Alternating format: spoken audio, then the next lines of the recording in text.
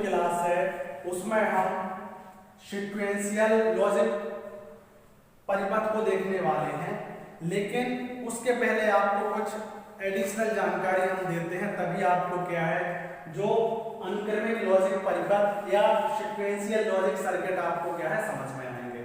आप सभी लोगों को हमने बाइनरी संख्या के बारे में पढ़ाया, डेसिमल, हेक्साडेसिमल, तो अभी अब जो ये सब है इनसे रिलेटेड ही है, इसलिए इसकी जानकारी थोड़ा सा आपको होना जरूरी है। हम क्या करते हैं, जो डाटा रहता है जब हम उसको डिजिटल फॉर्म में स्टोर करते हैं तो वह क्या होता है बिट के माध्यम से क्या होता है स्टोर होता है। यदि हम आपसे बोलें कि मेमोरी की सबसे छोटी यूनिट क्या होती है तो बिट होती है। एक बिट में एक अंक होता है, या तो 0 होगा या 1 होगा, ठीक। एक बाइनरी अंक होता है एक बिट में। यदि हम सबसे छोटी इकाई की बात करें तो वह बिट होती है, उसमें मात्र एक अंक होता है, या तो 0 होता है या 1 होता है। उसके बाद जो एक निबल है उसमें 4 बिट आ जाते हैं।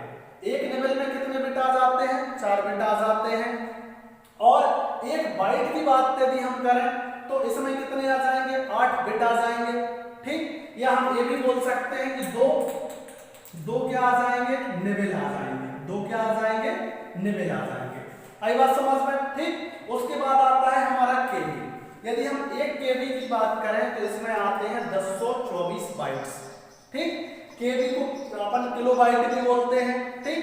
अब उसके बाद आता है एमबी, जिसको क्या बोलते हैं? मेगाबाइट बोलते हैं। इसमें आते हैं आपके 1024 केबी। यह जो डाटा स्टोर करने के लिए बिट, केबी, इन्हीं का उपयोग हम किसमें करते हैं?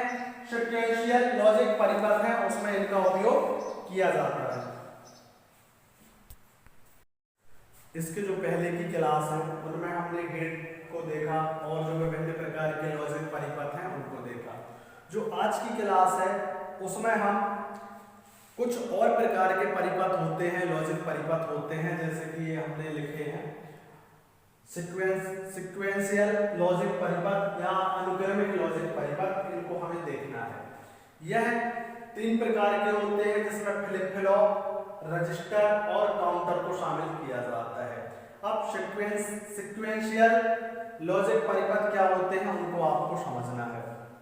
क्या होता है अनुक्रमिक लॉजिक परिपथ? क्या होता है, मान के चलिए कोई एक परिपथ है जिसमें हमने क्या किया, तुरंत में एक विशेष प्रकार का इनपुट दिया और उसका जो आउटपुट है वह जो हमने इनपुट दिया है उस पर और उसके साथ में कुछ मेमोरी एलिमेंट होते हैं उन पर निर्भर करता है। जो हमने तत्काल में जो इनपुट दिया है और साथ में जो मेमोरी एलिमेंट है दोनों को मिलाकर या दोनों पर उसका आउटपुट क्या करता है? निर्भर करता है। वह कहलाते हैं तुम्हारा अनुक्रमिक लॉजिक परिपथ। इसमें जो तुम्हारे मेमोरी एलिमेंट हैं इनमें क्या होता है, इनमें हम बाइनरी निर्देश या जो इंस्ट्रक्शन होते हैं या बिट वगैरह होती है उनका हम क्या कर सकते हैं? भंडारण कर सकते हैं। और उन्हीं भंडारण करने के लिए हमने यहाँ पर 3 प्रकार के सीक्वेंशियल लॉजिक सर्किट को यहाँ पर देखना है, जिसमें पहला है फ्लिप फ्लॉप, दूसरा है रजिस्टर और तीसरा है काउंटर।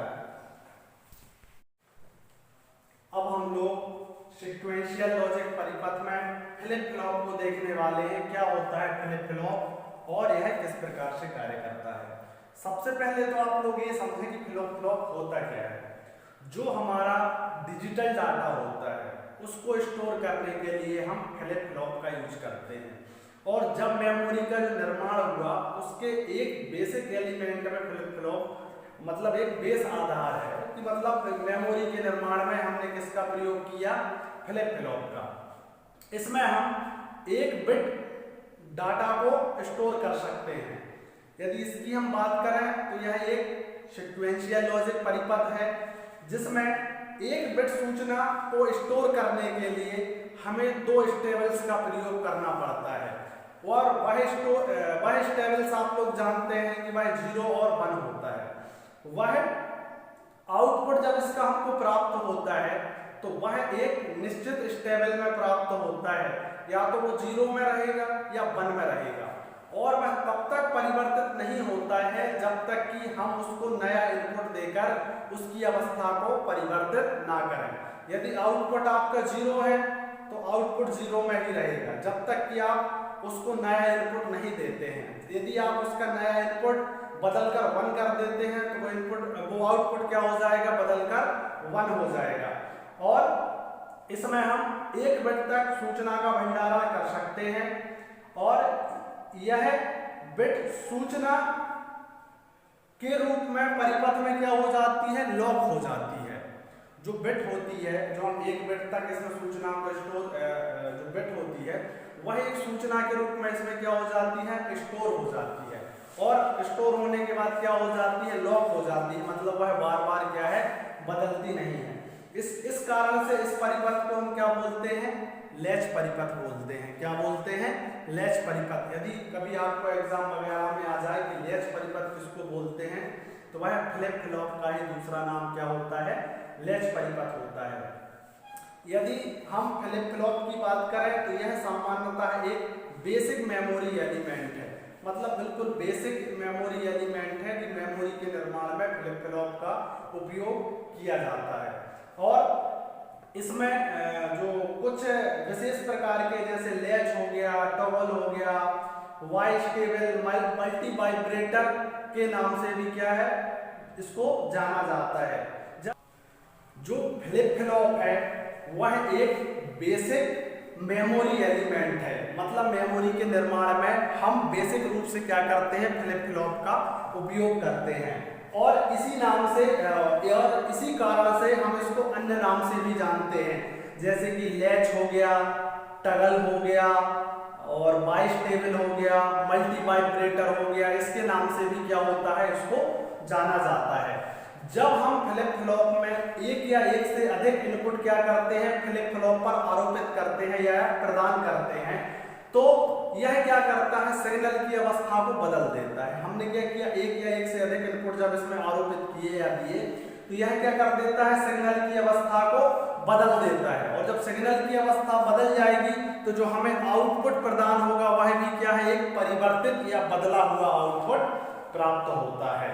तो आया समझ में क्या होता है फ्लिप फ्लॉप। अब इसके बाद यहाँ हमने कुछ फ्लिप फ्लॉप के प्रकार लिखे गए हैं जो अलग अलग प्रकार के लिए, जो अलग अलग कार्य के लिए अलग अलग प्रकार के हम फ्लिप फ्लॉप का निर्माण करते हैं। जिसमें जो हमारा पहला है जेके फ्लिप फ्लॉप, दूसरा है आरएस फ्लिप फ्लॉप और तीसरा है डी फ्लिप फ्लॉप, चौथा है टी फ्लिप फ्लॉप, उसके बाद है मास्टर स्लेव फ्लिप फ्लॉप और उसके बाद है S trigger D flip flop. यह कुछ फ्लिप फ्लॉप के प्रकार हैं जो कि आप लोग यहाँ देखे आप लोगों ने, और यह एक विशेष प्रकार के लिए बनाए जाते हैं। जैसे कि जो आरएस हो गया, यह 2 एंड गेट को मिलाकर बनाया जाता है जिसमें हम सिग्नल को सेट और रीसेट वगैरह करते हैं, ठीक। और इसके बाद जेके का एक अलग यूज होता है, इसमें हम एंड गेट का यूज करते हैं, इसमें हम नैंड गेट का यूज करते हैं। हम इसमें 2 या 2 से अधिक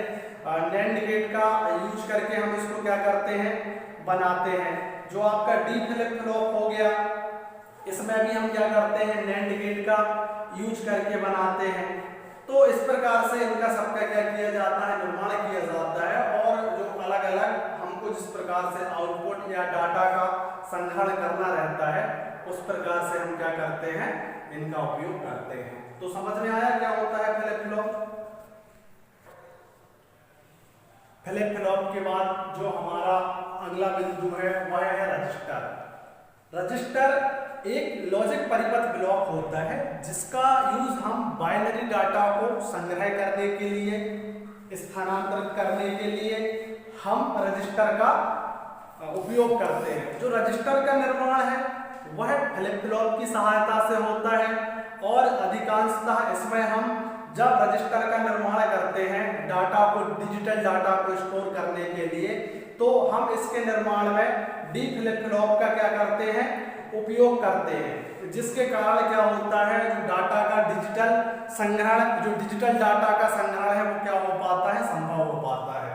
यदि हम जो रजिस्टर की क्षमता को बिट के रूप में दर्शाते हैं कि यह 2 बिट रजिस्टर है, 4 बिट रजिस्टर है, 8 बिट रजिस्टर है, मतलब जिसमें जितना उसमें बिट क्या होगा, स्टोर होगा, वह उसकी क्षमता मानी जाएगी। 2 बिट 4 बिट इस प्रकार से क्या करते हैं हम उसकी क्षमता को दर्शाते हैं। यदि रजिस्टर की बात करें तो इसमें 2 प्रकार के रजिस्टर आपको देखने के मिलेंगे। एक होगा बफर रजिस्टर, दूसरा है आपका शिफ्ट रजिस्टर।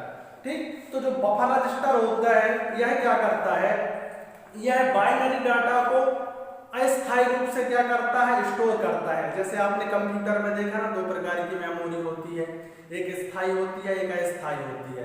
अस्थायी क्या होती है, जब तक आपका कंप्यूटर चलेगा तब तक वह मेमोरी में रहेगा। जैसे ही आपका कंप्यूटर बंद हो जाता है तो वो मेमोरी वो है डाटा क्या हो जाता है, इरेज हो जाता है या हट जाता है। तो वैसे ही जो बफर होता है वह जो आपकी बाइनरी डाटा है उसको यह अस्थायी रूप से क्या करता है, स्टोर करता है या रजिस्टर करता है।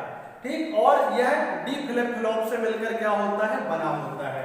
कौन सा, बफर रजिस्टर। यदि अब हम बात करें शिफ्ट रजिस्टर की, तो शिफ्ट रजिस्टर क्या होता है, यह संचित डाटा के स्थानांतरण की प्रक्रिया को करता है। मतलब जो संचित बाइनरी डाटा है उसको एक स्थान से दूसरे स्थान पर भेजने के लिए उसका नाम ही है शिफ्ट। अपन किसी चीज को शिफ्ट करते हैं ना, एक स्थान से दूसरे स्थान पर, तो वैसे ही जो शिफ्ट रजिस्टर होता है यह बाइनरी डाटा को एक स्थान से दूसरे स्थान पर भेजने के लिए हम किसका यूज करते हैं, शिफ्ट रजिस्टर का यूज करते हैं। और इसमें स्थानांतरण की प्रक्रिया में एक क्लॉक पल्स इनपुट टर्मिनल होता है। ठीक, वह क्या करता है, जब इस टर्मिनल पर हम पल्स प्रदान करते हैं तो मतलब जो क्लॉक पल्स टर्मिनल होता है, जब हम इस पर क्या करते हैं, सिग्नल प्रदान करते हैं, तो इसमें जो डाटा स्थानांतरण की प्रक्रिया क्या हो जाती है, स्टार्ट हो जाती है। और जो आईसी शिफ्ट रजिस्टर में सामान्यतः 400 गेट तक होते हैं। जो आपका इंटीग्रेटेड सर्किट उसमें यदि हम शिफ्ट रजिस्टर की बात करें कि शिफ्ट रजिस्टर की संख्या कितनी तक हो सकती है, तो उसमें क्या हो सकती है, 400 तक हो सकती है। देखो आपने 2-3 प्रकार की आईसी पढ़ी होगी।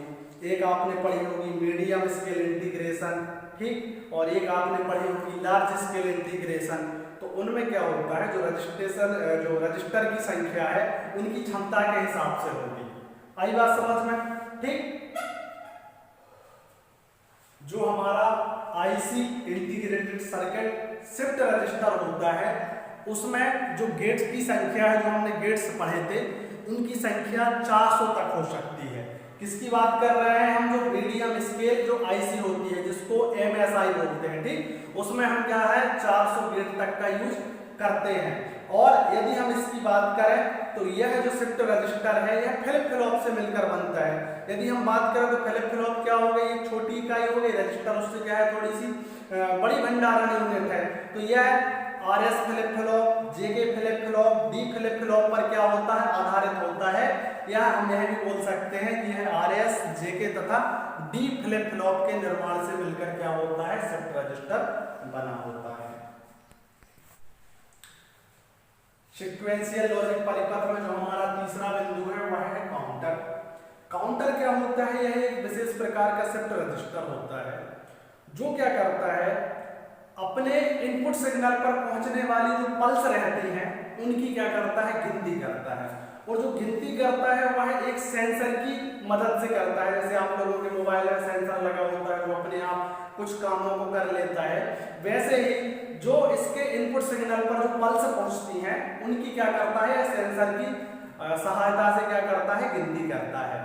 और इसीलिए इसका उपयोग हम आवृत्ति के विभाजन, डाटा के संग्रहण वाली क्या है घटनाओं की गिनती करने के लिए क्या करते हैं, हम इसका उपयोग करते हैं। जो हम काउंटर का निर्माण है वह हम फ्लिप फ्लॉप को एक विशेष पद्धति में संयोजित करके किसका निर्माण करते हैं, काउंटर का निर्माण करते हैं। ठीक, और यह हमें जनरली 2 प्रकार का देखने को मिलता है। काउंटर के प्रकार में जो हमारा पहला काउंटर है वह है असिंक्रोनस काउंटर। जो असिंक्रोनस काउंटर होता है इसमें जो फ्लिप फ्लॉप लगे रहते हैं वह श्रेणी क्रम में लगे रहते हैं। और आपको भी पता है जब कोई फ्लिप फ्लॉप श्रेणी क्रम में होगा तो वह क्या करेगा, एक दूसरे को ट्रिगर करेगा। मान के चलिए पहला फ्लिप फ्लॉप ने काम किया, उसका काम होने के बाद उसने दूसरे को क्या कर दिया, चालू कर दिया, दूसरे का काम होने के बाद उसने किसको चालू कर दिया, तीसरे को चालू कर दिया, और इसी कारण इसे हम श्रेणी काउंटर भी बोलते हैं। ठीक, इसीलिए जो असिंक्रोनस काउंटर है इसको हम क्या बोलते हैं, श्रेणी काउंटर भी बोलते हैं। इसमें जो फ्लिप फ्लॉप है यह एलएसबी के द्वारा क्या करता है, ट्रिगर होता है, जिसको हम क्या बोलते थे, लीस्ट सिग्निफिकेंट बिट, कि मतलब पहले जो स्टार्टिंग में फ्लिप फ्लॉप है वह चालू हुआ, उसने दूसरे को ट्रिगर कर दिया और तीसरे ने क्या कर दिया, अगले वाले को ट्रिगर कर दिया। इस प्रकार से यह क्या करता है, कार्य करता है। अब उसके बाद है सिंक्रोनस। सिंक्रोनस इसके जस्ट विपरीत होता है। इसमें जो फ्लिप फ्लॉप लगे रहते हैं वो कौन से क्रम में लगे रहते हैं, समांतर क्रम में लगे रहते हैं। और जब हमें इसमें किसी भी मान के चलिए जो तरंग है या पल्स है उनको काउंट करना है, तो इसमें हम क्या कर सकते हैं, एक साथ सभी काउंटर को क्या कर सकते हैं, चालू कर सकते हैं। क्यों कर सकते हैं, क्योंकि इसमें जो तुम्हारे काउंटर है वो कौन से क्रम में लगे होते हैं, समांतर क्रम में लगे होते हैं। तो आया दोनों समझ में, सिंक्रोनस और असिंक्रोनस। अब देखो इसमें क्या रहता है, काउंटर का उपयोग कहाँ होता है, थोड़ा सा यही भी समझ लो जिससे कि आपको काउंटर के बारे में ज्यादा कंफ्यूजन ना हो। जो आपकी डिजिटल घड़ी होती है, डिजिटल घड़ी तो सब लोग यूज करते होंगे, उसमें क्या होता है, डाटा बंद चालू होता है और तुरंत हर समय क्या होता है, डाटा परिवर्तित होता है। जैसे कि जो सेकंड रहता है वो क्या होता है, आप जितनी बार देखते हैं रिफ्रेश होकर परिवर्तित हो जाता है, तो वहां पर आपको काउंटर का उपयोग मिलेगा डिजिटल घड़ी में। दूसरा, समय को मापने में जो आपकी स्टॉप वॉच वगैरह रहती है ना, या किसी भी हमको एक निश्चित समय को मेजर करना है, स्टॉप वॉच रहती है ना जो रनिंग वगैरह में अपन यूज करते हैं, दूसरी जगह जब अपन को समय को सेकंड में मापना रहता है तो वहां पर भी किसका यूज होता है, काउंटर का यूज होता है। यदि हम और बात करें तो जो एनालॉग डाटा है उसको डिजिटल डाटा में परिवर्तित करने के लिए भी हम किसका यूज करते हैं, काउंटर का यूज करते हैं। और आवृत्ति को विभाजित, आवृत्ति को अलग अलग कैटेगरी में बांटने के लिए भी हम किसका यूज करते हैं, काउंटर का यूज करते हैं। और जो डिजिटल त्रिभुजाकार तरंगें होती हैं उनका भी हम जनरेटर में जो यूज करते हैं वहां भी हम क्या करते हैं, जो डिजिटल त्रिभुजाकार तरंग जनित्रों में भी हम क्या है, काउंटर का यूज करते हैं। तो समझ में आया क्यों जरूरी है काउंटर, ठीक है।